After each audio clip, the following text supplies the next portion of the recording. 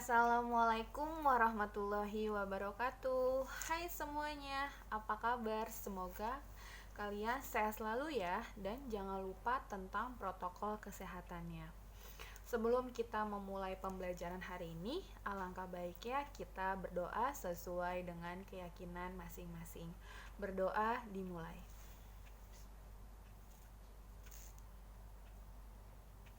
Amin. Tetap semangat ya, walaupun di rumah aja, kalian semua harus tetap semangat dan jangan lupa tentang protokol kesehatannya. Sebelum kita memulai pembelajarannya, kalian siapkan dulu buku tulis kalian untuk mencatat hal-hal yang penting dalam video pembelajaran ini. Jangan lupa ya untuk mengerjakan tugas, absensi, ataupun menonton video pembelajaran yang ada di YouTube SMA Widya Manggala. Karena itu sangat penting loh untuk kalian. Jadi jangan sampai nilai kalian kosong ya. Karena kalau nilai kalian kosong, itu akan bermasalah juga untuk kalian. Jangan pada males-malesan ya. Ingat, oke?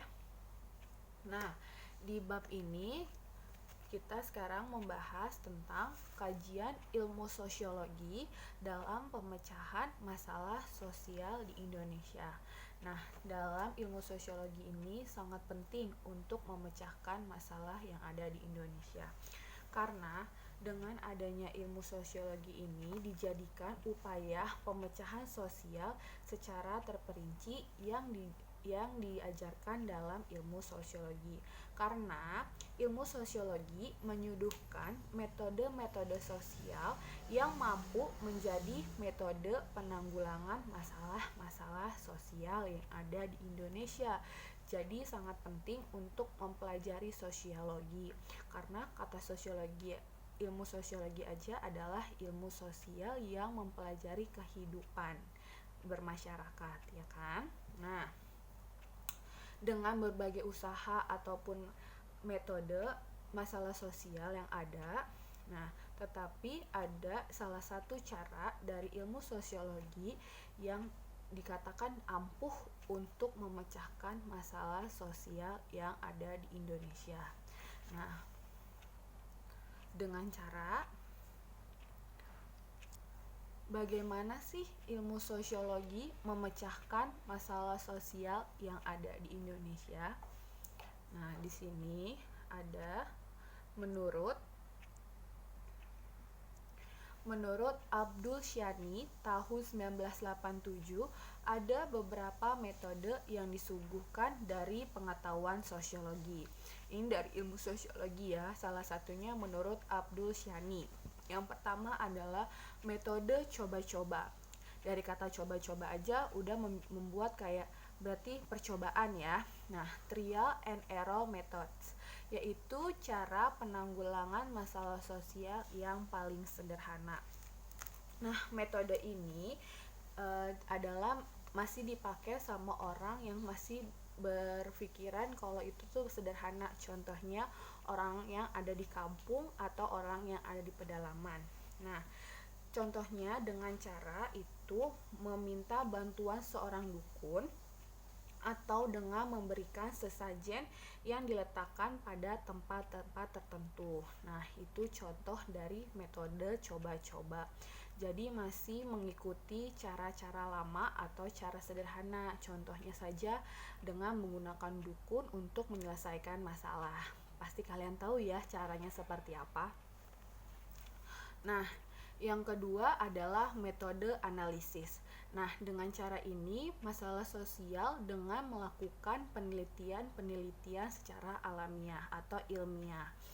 Nah, ini biasanya digunakan para peneliti untuk melakukan pengumpulan data sebagai dasar untuk mencari penyebab timbulnya masalah sosial yang sedang terjadi dan secara langsung menerapkan hasil keputusannya, pemikirannya untuk meniadakan atau menanggulangi masalah sosial tersebut.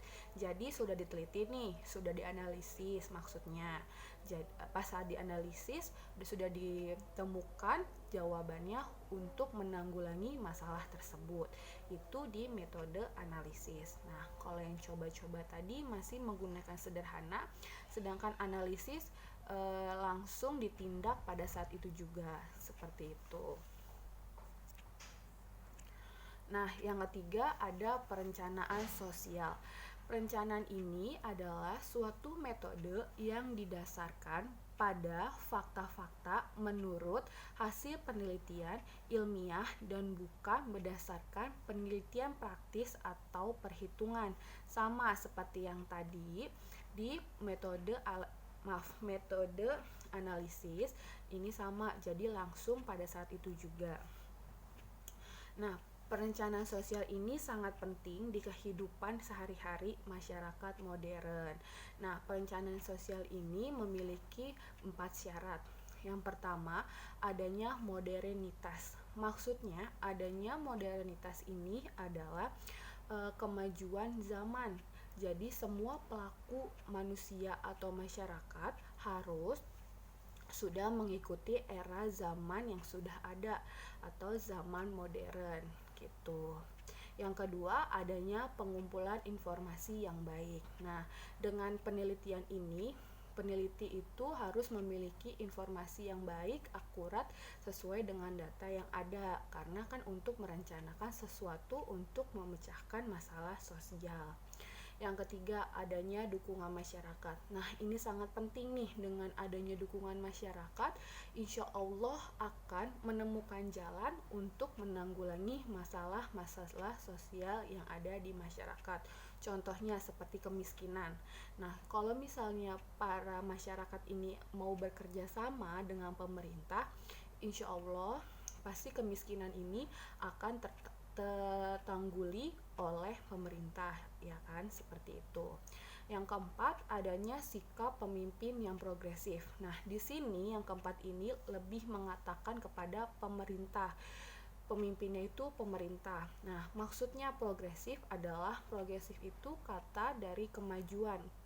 Jadi, sikap pemimpin yang progresif adalah sikap pemimpin yang sudah mengikuti zaman, perkembangan zaman, dan dia lebih melihat para masyarakatnya seperti apa atau para bawahannya seperti apa, lebih mengerti maunya para masyarakat atau bawahannya, seperti itu, untuk menanggulangi atau memiliki kemajuan untuk menyelesaikan masalah dalam permasalahan sosial.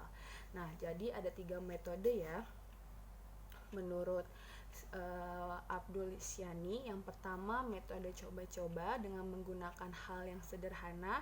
Yang kedua adalah metode analisis yang digunakan melalui penelitian yang saat itu juga langsung ditemukan adanya cara untuk menanggulangi permasalahan sosial. Dan yang ketiga adalah perencanaan sosial dengan menggunakan 4 syarat tersebut. Nah, bila keempat ini tersebut sudah terpenuhi, maka perencanaan sosial akan dapat diterapkan. Nah, dalam salah satu wujud perencanaan sosial adalah program yang dilaksanakan pemerintah adalah pembangunan. Jadi dengan adanya pembangunan, insya Allah segala masalah yang ada di Indonesia akan terselesaikan. Tapi harus adanya dari 4 syarat perencanaan sosial ini. Seperti itu. Oke, sekian dari saya. Nanti akan ada tugas di Google Classroom. Bagi yang belum masuk ke GCR Sosiologi kelas 11 IPS 1 dan 2, kalian bisa WA saya untuk meminta kodenya atau meminta wali kelas kalian kode GCR Sosiologi. Sekian dari saya. Wassalamualaikum warahmatullahi wabarakatuh.